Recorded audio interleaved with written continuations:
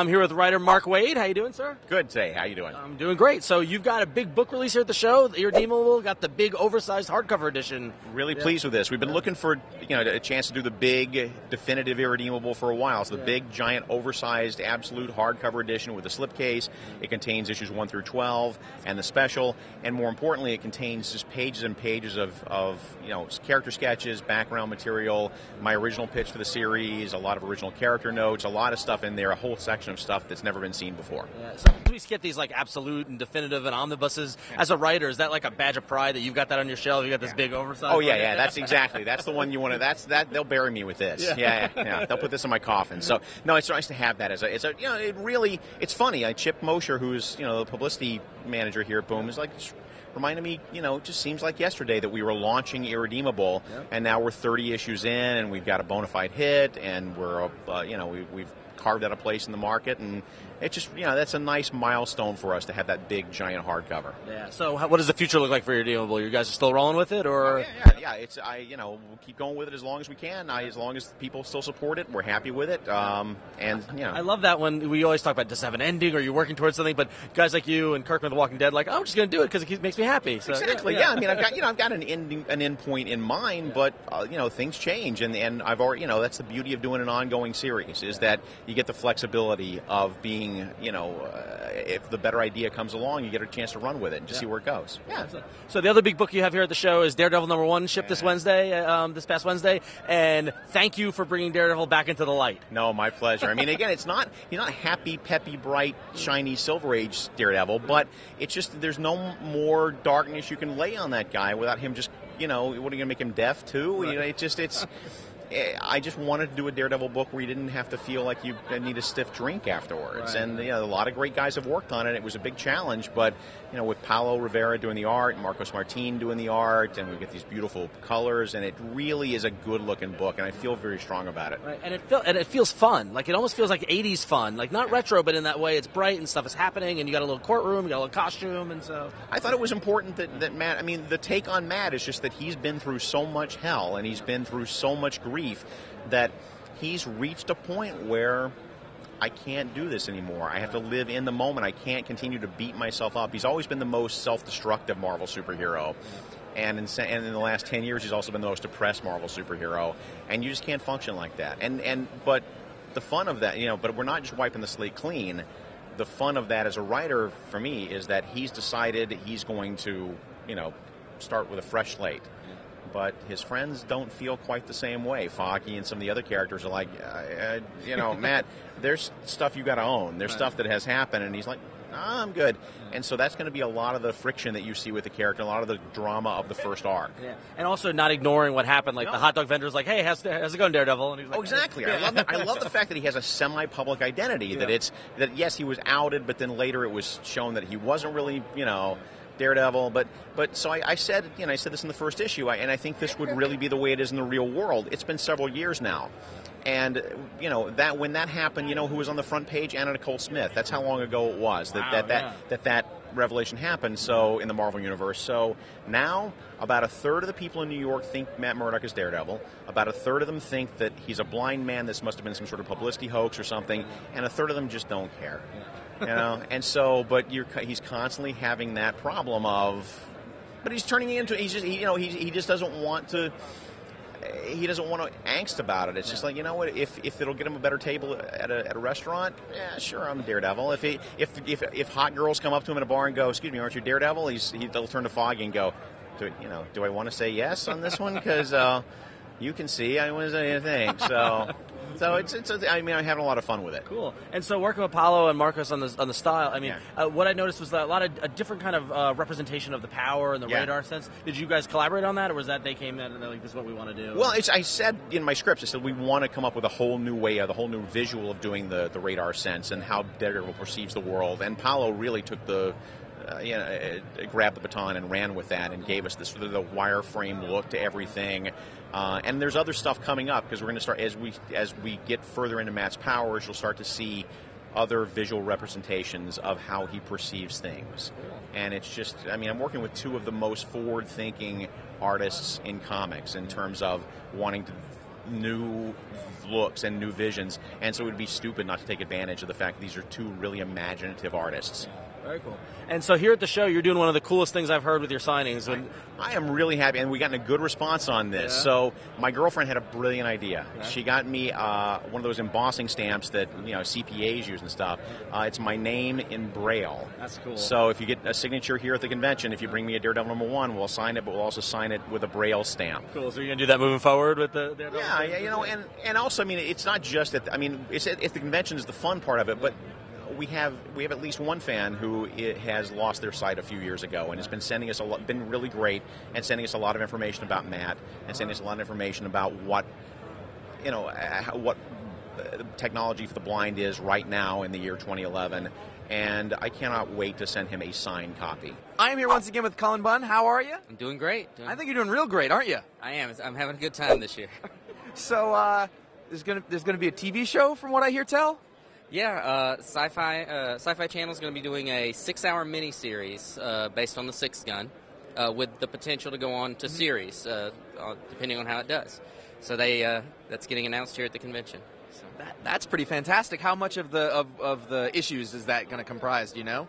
I don't know a whole lot because it's pretty fresh paint right now. But I'm thinking it's probably the first arc, because that first arc kind of told a complete story but left it open to tell more if we needed to. So my guess is it's going to be the first arc, but who knows? So now any modern comic book writer worth his salt has to be thinking in the background. This could be useful for other properties or things like that. Did you have that in your mind? You're thinking this would make a really great movie, or do you think a TV series or something like that ever? I'm not going to say no. It's always the dream. It's always what I hope. I'd love for something else to happen with the property. But when I first came up with it, I wanted to tell a comic book story. And I probably think the original pitch for Six Gun probably would have never been anywhere, because it was a much darker series when I came up with it. And then later on, I kind of turned it into I decided it was better suited to this fantasy angle instead of this really dark, depressing horror story. But it's always been in the back of my mind that it could be. But my goal is to write. What I've always felt is if I don't write the best comic I can, no one else is going to pay attention to it anyway. Yeah. So. When you were writing originally, did you ever like cast anybody in your head, like the voices or who you thought somebody looked like, or even if you described it to Brian, like, well, this guy looks kind of like that? Yeah, but I cast like Clark Gable. Like Drake Sinclair, the one of the protagonists. I always describe it as a Clark Gable type character, like an evil Clark Gable. But I usually don't describe like with actors in fact, I've done it a couple of times with characters, and Brian said, I don't want to draw it like that. I want to draw it like this guy. Mm-hmm. So I just don't do it at all anymore. And I do use voices, but it's usually me making voices as I'm writing the script. And you read them out loud? I do. Yeah. Yeah. Brian's always when we first pitched The Damned, our first project, he got on the phone with me ahead of time and said, look, Cullen, don't talk in voices to these editors, because he was terrified that I was going to get on the phone and start speaking in the voices of the demons, which I'm not going to do right now. But they do have voices. They all have very distinct voices. I want to hear that sometime. No. Now, that's good news on this front. You're over at Marvel. You've got a real big project coming up over there too, Spider-Man, which is big in itself, and then season 1. Why don't you tell me what that's about? So the idea is to take the sort of the origin story, but not just the origin story, but just a story that kind of defines the character and sums up Spider-Man. That could be a good entry point for a new reader or someone who just wants to catch up on what Spider-Man's all about. Those first stories were great, but they're not necessarily very accessible to someone who just comes off the street and says, I want to read a Spider-Man story, and I want to read how he became Spider-Man and how he formed, what turned him into that character. They're not super accessible. They're kind of cheesy. They've aged well in terms of comics historians, but if you're giving it to a 15-year-old... Right, I love them. Right. I love them. I know that my son, when he's old enough to read comics, will not like that story probably. He's going to want something a little more modern. So it's just basically, it's in continuity. It's not a re-envisioning. I'm not changing any of the history of Spider-Man. But it's just a new take on the story, sort of an expansion of the story to show to give a reader a good idea of what that character is all about. How do you even begin to approach that where you're just thinking, I got to redo this thing that's, it's monolithic, it's everywhere, but... Well, when I first took the assignment, I was like, this is going to be a snap. And then I got into it, and I had a hard time really just deciding what do with it, because I want to honor those stories and I want to be true to the continuity. But I wanted to tell something that a reader, one, new readers, but also if a reader, a Spider-Man fan wants to read it, can get something out of it. It was pretty daunting. I sweated over it quite a bit, and then I finally kind of hit on something that I thought worked well with it. And it's definitely a Peter Parker story. Right. So, who are you working with on that? Neil Edwards. And when can people see those? They've got some preview pages up, but the book comes out in May. Okay. Yeah. So you got a little ways to go. I've written I've written more than half of it, so I'm in the home stretch of finishing my part of the work. But yeah, I've seen probably 20 pages of art for it, and it looks fantastic. That's got to be so much fun. Now, just on another sort of completely different track, you also had The Tooth that came out since the last time we talked to you. Yeah. It's a graphic novel from Oni. Why don't you describe what it is? The Tooth is the story of just this average, everyday schlub who happens to have this gigantic tooth that nests in his mouth. It kind of juts up out of his mouth like a reverse saber-toothed tiger's tooth. And occasionally it jumps out of his mouth, grows to the size of a gorilla, and fights demons and other monsters. And it's co-written by Sean Lee and illustrated by Matt Kent. Yeah. And it's sort of an homage to 70s horror comics, which I always loved. And it's just sort of a fun, crazy book. That's some weird stuff, man. It's pretty crazy. When I came up with the idea for Tooth 8-9 years ago, and I was riding back from a convention, and my co-creator was on the damned and six gun. Listen, if you don't want to be on camera, then don't be on camera. And Brian was driving, and I said, I've got this idea for a comic, and I told him the pitch for The Tooth. And Brian's reaction was, that is the stupidest concept I've ever heard. And at that moment, I knew I had to make this book happen. Out of spite. Right. And actually, now he was like, oh, I wish I could have drawn The Tooth, but, too late. He lost out on that one. So I'm here with Chad Michael Murray. How you doing? I'm doing really well, Ron. How are you? I'm doing good. So everyone might know you from your acting career, but we're here. You're working on a comic now. Very, very true. I'm here hanging out with... you guys should be here. This place is fantastic. This is the best. So many awesome, wonderful people, and I found no negativity. That's what's great about it. Oh, it's great. It's so positive. Yeah, it's amazing. So you a big comic fan, or?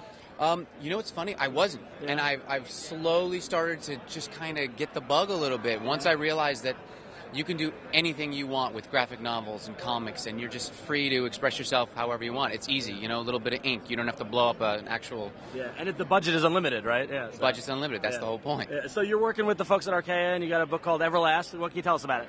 Well, I started working on Everlast about 8 years ago, and it's all based off of a Jehovah's Witness that showed up at my door, basically saying 144,000 people are going to be left to reign the world when the apocalypse happens. Do you want to be one of them? And it was so inspiring and intriguing to me. I thought, well, what if there's a group of soldiers who went around finding these either genetically perfect or good people, the chosen list of people that are supposed to survive the end of days.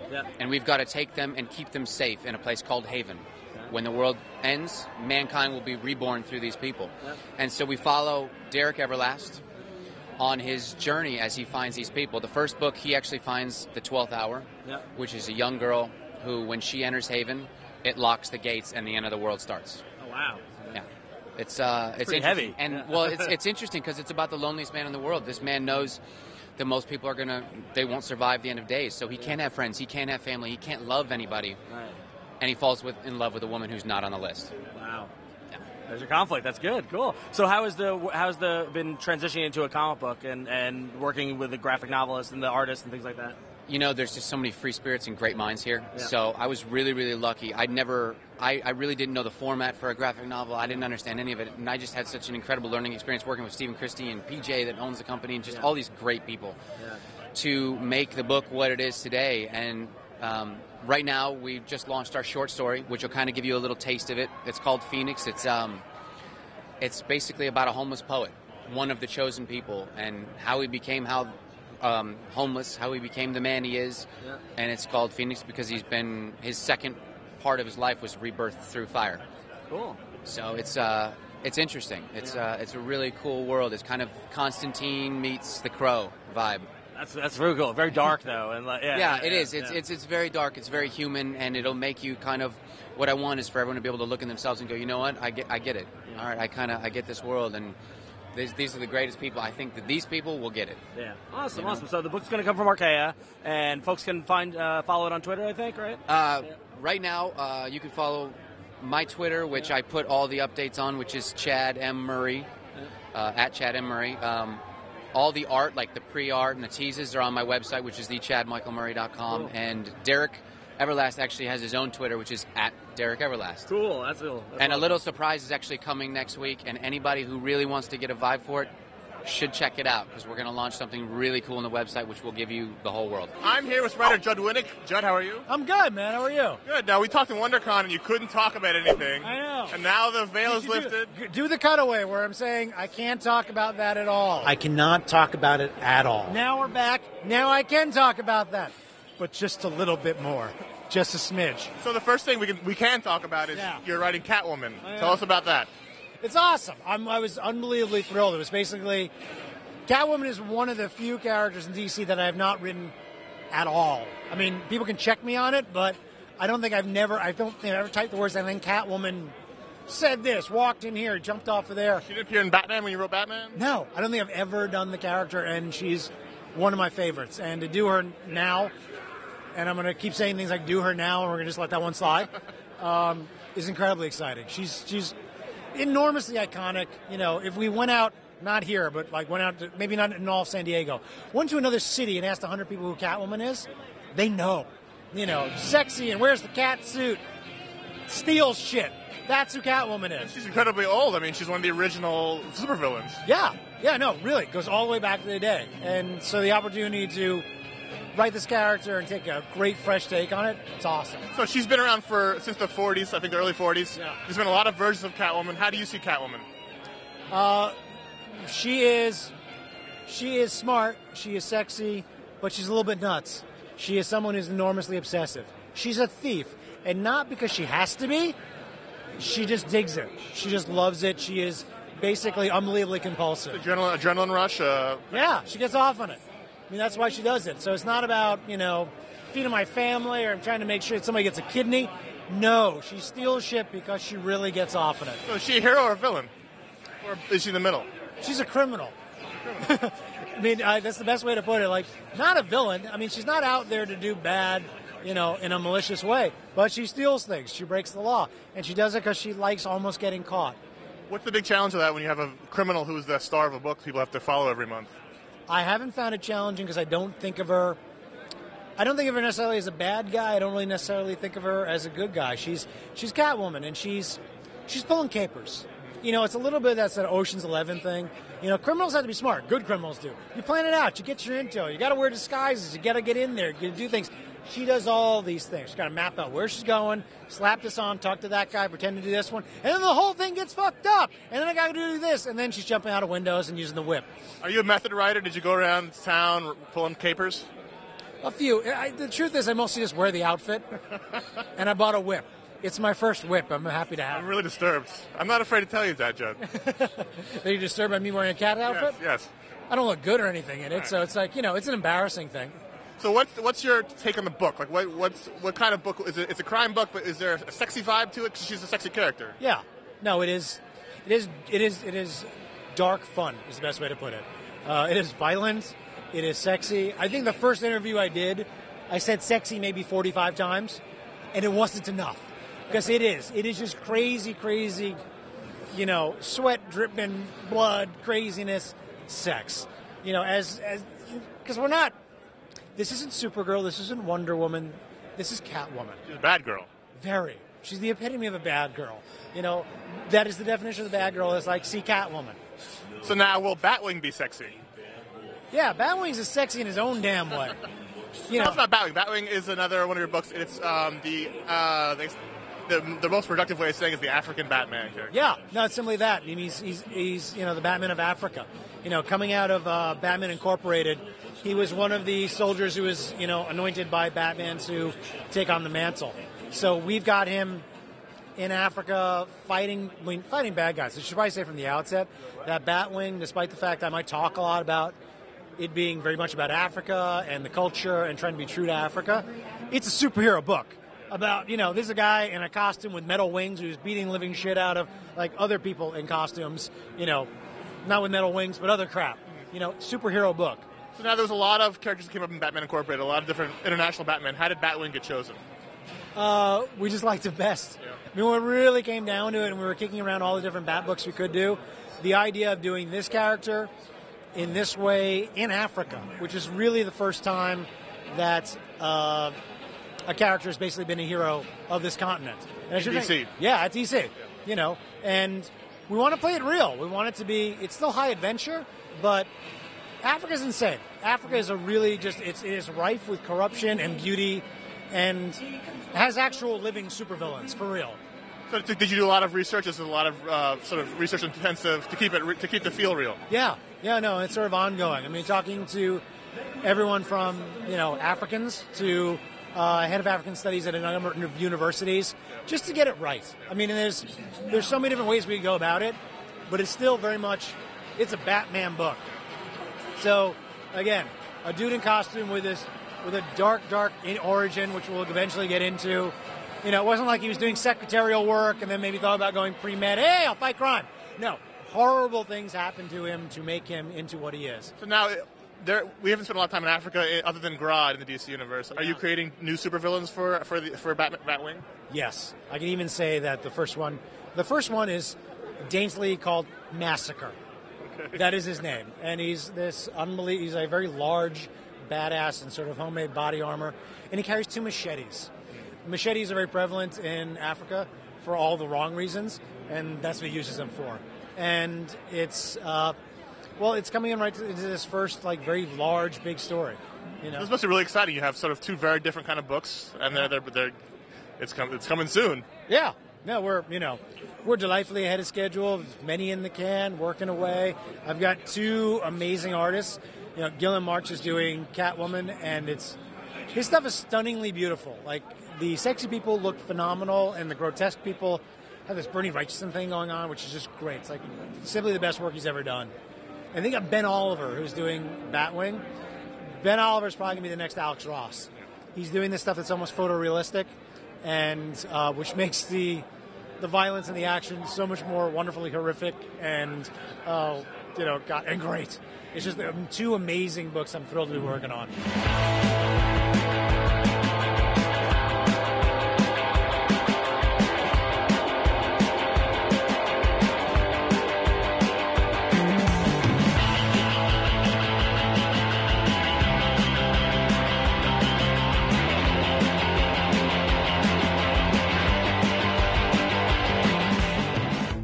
We are here with Joshua Hale Fialkov. How are you doing? Oh, I'm doing great, man. How you guys holding up? Good. Thank you very much for asking. I gotta know, I'm very polite. That's my thing. Good. I don't know if people know this about me. Very polite. Was it just like a reaction to say, or do you really care? Well, it's funny because what people don't know, we've been talking for 10 minutes. Yeah. So it's weird that we. Not at all. I'm doing what I do. This is spontaneous, man. Right. You got a lot of stuff going on. Let's go through some of it. Okay. We'll let the people know, and then we'll see where it goes, man. This is gonna get sexy. Yeah, I think I'm pretty sure it already is. Sure Don't tilt down. Yeah. Echoes, the hardcover, which is not sexy at all. It's very violent. I mean, look, if you're a sick person, it might be a little. No, I can't even do that. It's too much. Yeah. No, Echoes. Listen, I read Echoes. The hardcover's out. It's messed up. Why don't you describe what it is without blowing the thing? I can do. I've got much practice of this. So Echoes is the story of a guy named Brian Cohn who suffers from schizophrenia, and his father also suffers from schizophrenia, and his father is also dying of Alzheimer's. And on his father's deathbed, look. So what I'm saying is we're starting from sort of a light romantic comedy place right there. So as his father is dying, his father confesses to having been a prolific serial killer, which throws Brian and his schizophrenia into a tizzy, to say the very least. Now, the problems really start when the murders start up again. And suddenly our character, who's losing track of time and not quite sure what's going on in the world and what's real and what's in his head, thinks maybe he's the one doing the killings. Ooh. One of the things that I actually liked about it was a 5-issue series, right? So it's sort of one complete story. Not a short story, but it's like one nice chunk of story. And in a world of comics where you're constantly doing sort of endless ongoing stories, like it must have been good to just like, here's the whole story, it's in a button. Yeah, I think with horror and with suspense thrillers, if you don't have a closed ending, you lose a lot of the tension. So the thing that's great about writing for a miniseries is that as a reader, right, so you're reading the book and you're enjoying it and you're, okay, we're going along, you get the twist. When you get to a twist at the end of 4 out of 5 of the issues, in your head, that twist gets like amped way up because you're like, well, how the fuck did they do that? Like, there's only 22 pages left. There's only 20 pages left. Like, how can you wrap all this up so quick? And then, which creates not only anticipation, but is like a great challenge as a writer because you really need to keep that cliffhanger and keep it going to really give something that wraps its little fingers up and punches you in the balls as hard as possible. It does that. Yeah, it does. I'm real proud. Like, I'm a little bit of an egomaniac, but I'm incredibly proud of the book. And, got nominated for a bunch of Harvey Awards. Yeah. And I feel like it's nice to work so hard on something and have it turn out exactly how you want it. Yeah. And have it perfect and have people, be rewarded for it. Now at Top Cow also, and it's sort of a completely different thing than a single story. You have a pilot season book coming up, which may only see one issue. Yeah, but why don't you talk about the pilot? This is my 3rd pilot season, which is crazy. I did Psyblade the very first year and won, and I was triumphant. I raised my fist in a very overly dramatic Judd Nelson-y at the end of Breakfast Club kind of way. Did it freeze? It did, but it was more, I had a back spasm. It was embarrassing. And I did Alibi a couple years ago, which is in development as a feature film.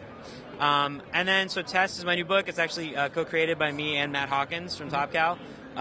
It's survivalist horror. It's essentially a bunch of people wake up in an abandoned neighborhood in empty houses they don't recognize. They don't remember their names. They don't remember how they got there, and they can't talk.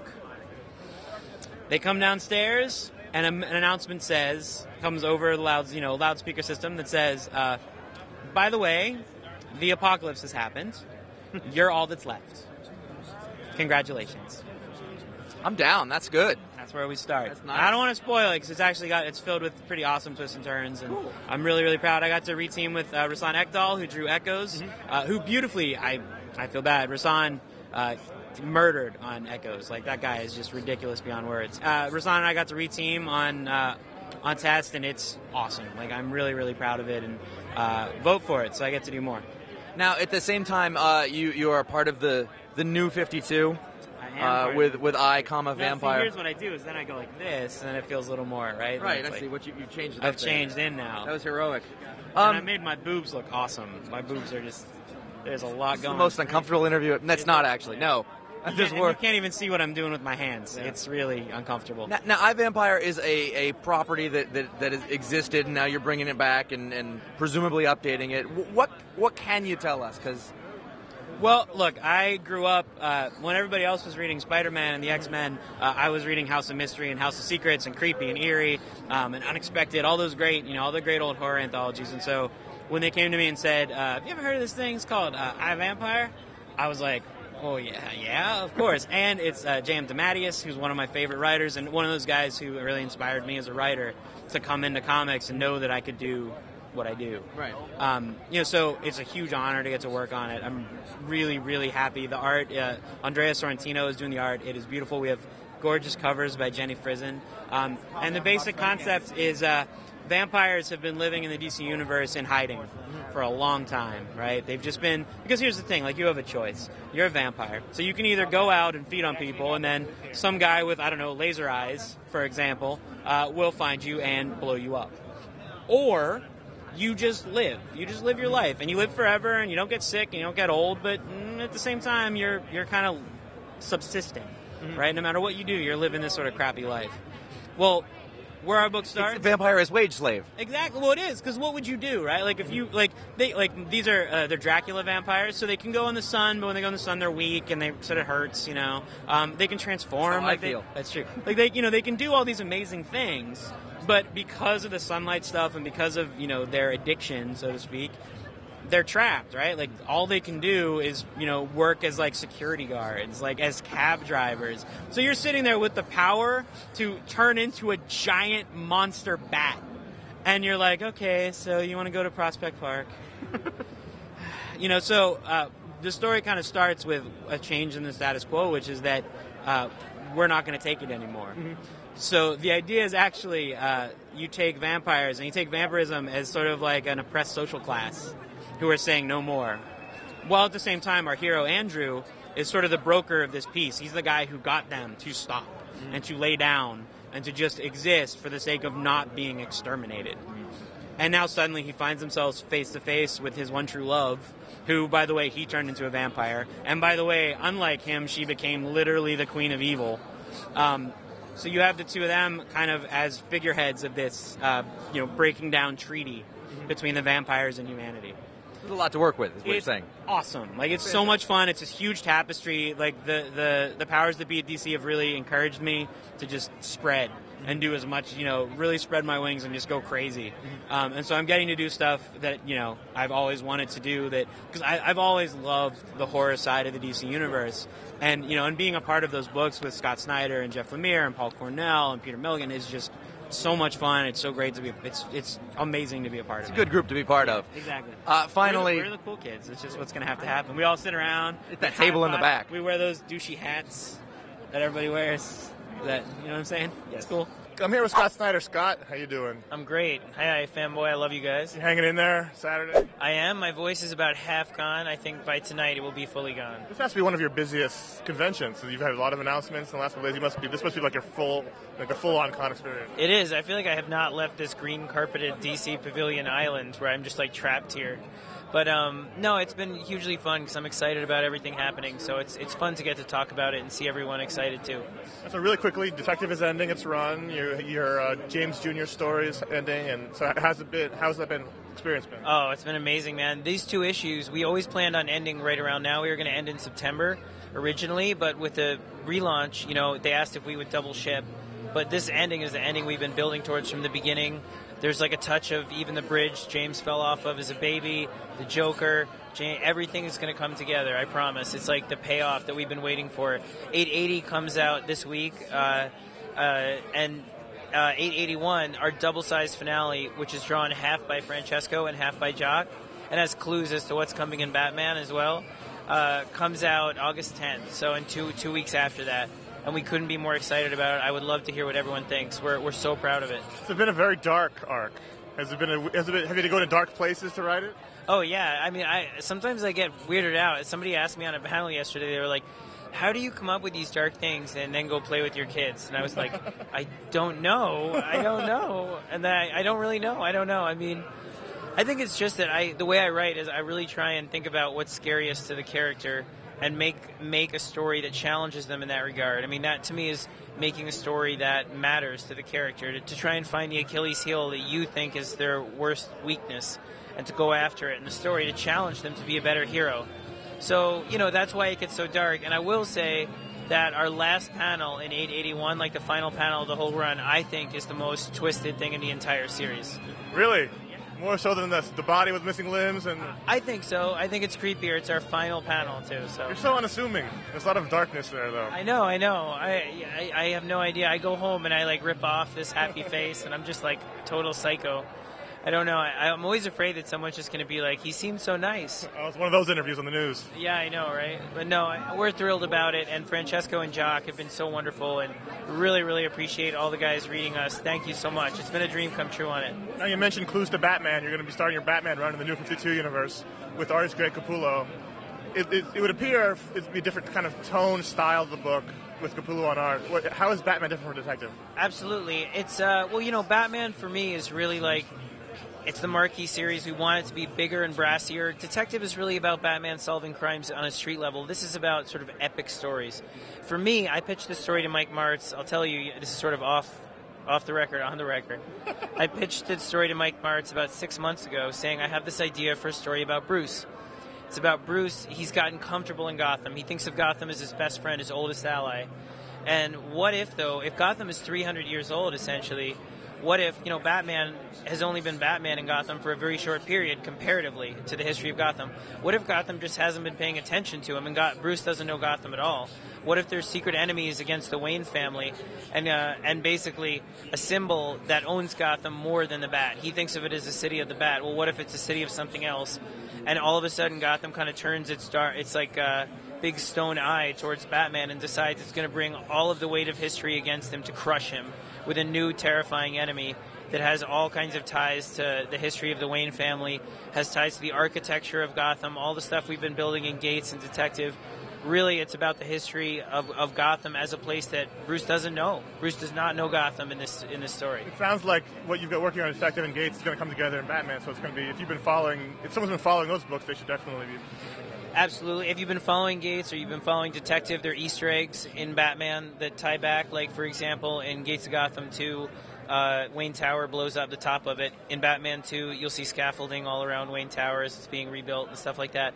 But story-wise, too, and thematically, these are just topics that matter to me. I love delving into, when it comes to Gotham, the history of the city, and especially when it comes to Bruce.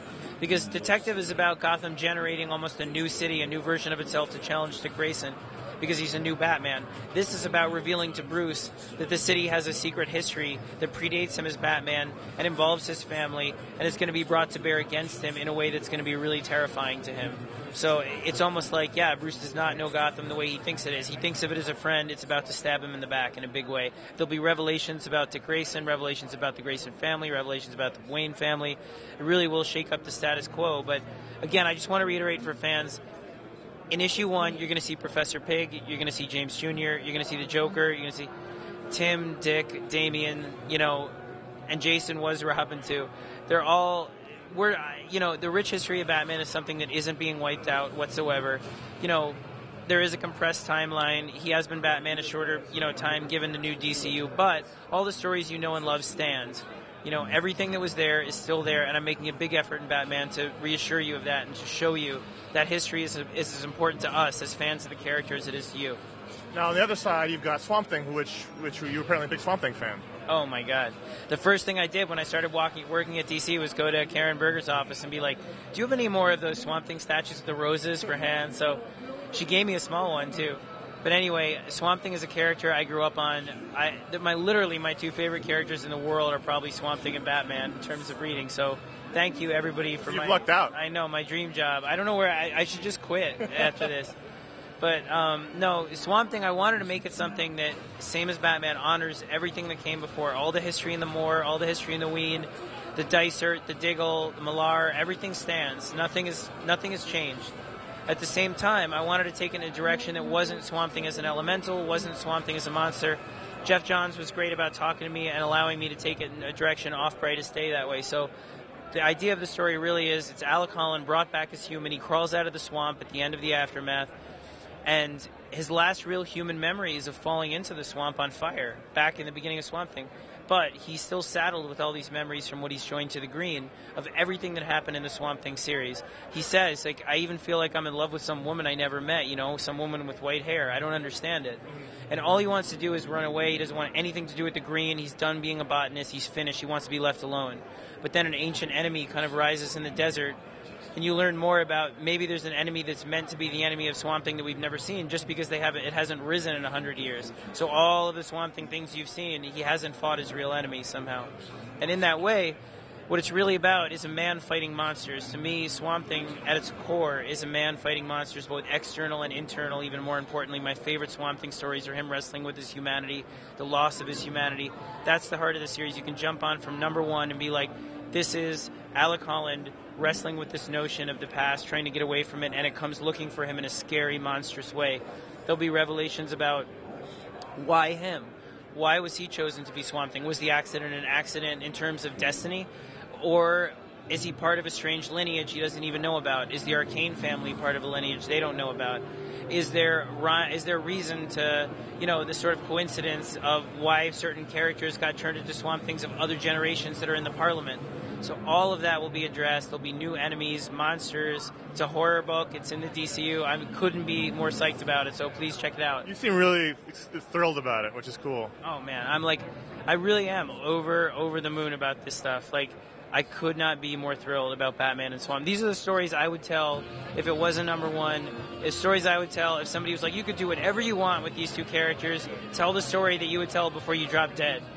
These are the stories I would tell, I promise. It's like, if I never get to tell another Batman story or Swamp Thing story.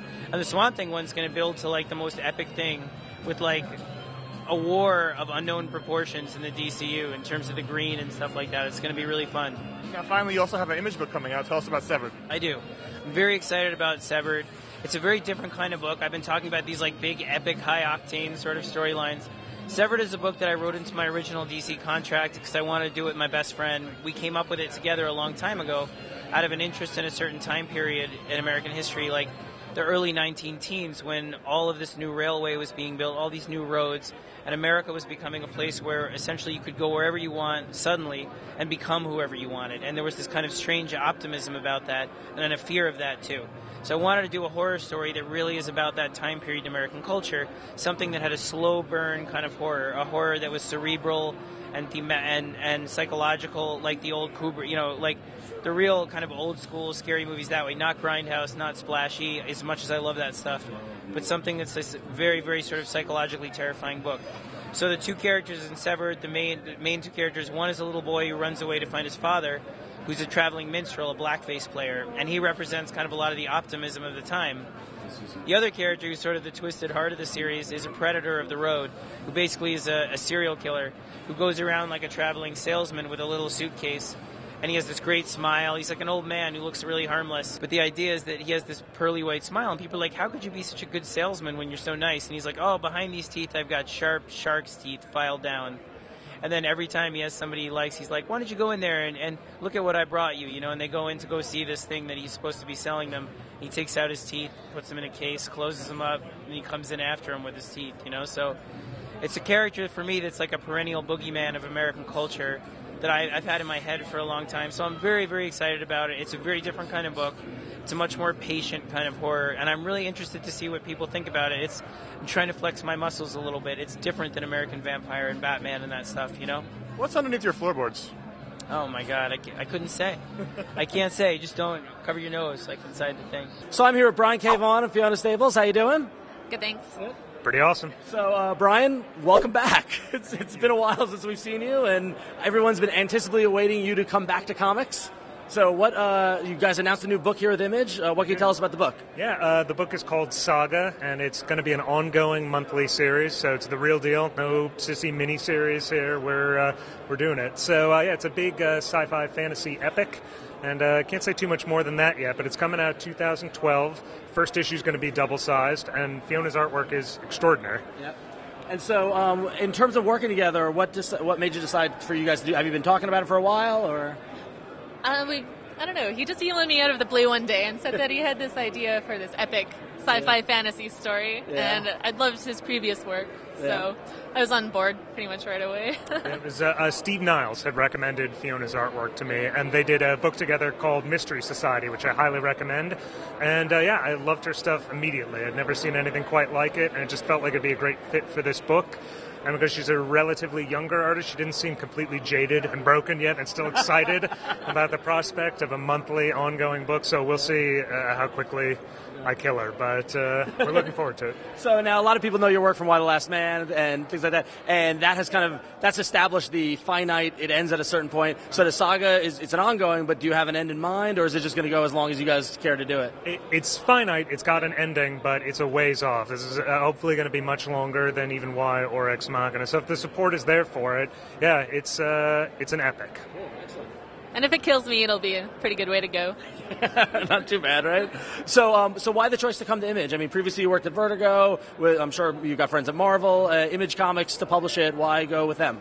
I guess I've been working for Marvel and DC for almost 15 years, and I love them, but it felt like it was time to sort of get out from under my parents' house, their roof, I guess, rather, and sort of explore something new. And Image has been great. Robert Kirkman and Eric Stevenson in particular have been very inviting, and I just sort of wanted to try to do something on my own. And it's scary, but it's been great. This is your first time with Image, right, as well? It is, yeah. I've done some creator-owned stuff for other companies and wanted to get more under my belt. Yeah. So, cool. yeah, we both agreed that Image was the best place for this book. Yeah. So it's interesting because when this got announced at the con, the buzz, people came running to the panel, the room filled up quickly. Everyone's like, Brian K. Vaughan's back, he's working with Fiona. And then coming out of the panel, you were mobbed with fans. What is it like to have such a great response to a project announcement like this? It's great. I mean, I hope the enthusiasm can continue. We're a ways off, It probably won't be till early 2012 that we're up, but I hope that people will be there to support the book. It's very cool. It's nice to see everyone again. Yeah. And I heard so much positive feedback about your artwork and this team up. A lot of people are like, "Oh, I'm so psyched for it." Well, I'm trying to push everything that I do with this book. Just do every aspect of it a little bit better. And it's exciting getting to design this entire fantasy sci-fi universe down to all the landscapes, all the aliens, the monsters, the ships. So. Yeah, just totally visualizing the whole universe. Yeah, I really get to go all out with this series. Cool, excellent. And finally, you've been, everyone said you've gone off to Hollywood, and we talked 5 years ago, and you said you loved comics, you always come back to comics. Is it good to be back writing in the comic book form? Or? No, I started to go crazy after the end of Ex Machina, where I thought, this will be great to finally not have monthly deadlines looming over me. But I miss comics. I need it in my life, and I really wanted to come back, with a big commitment, something that wasn't just an original graphic novel. I really want to be back in the game, and it's great. It's the happiest I've ever been as a writer.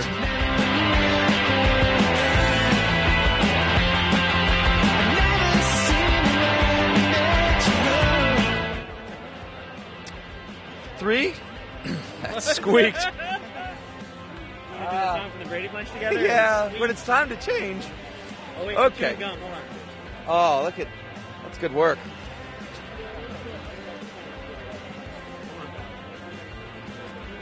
We'll be back in just a moment while Joshua Hale Fialkov disposes of his gum. It's very thoughtful, actually. You're talking shit about me?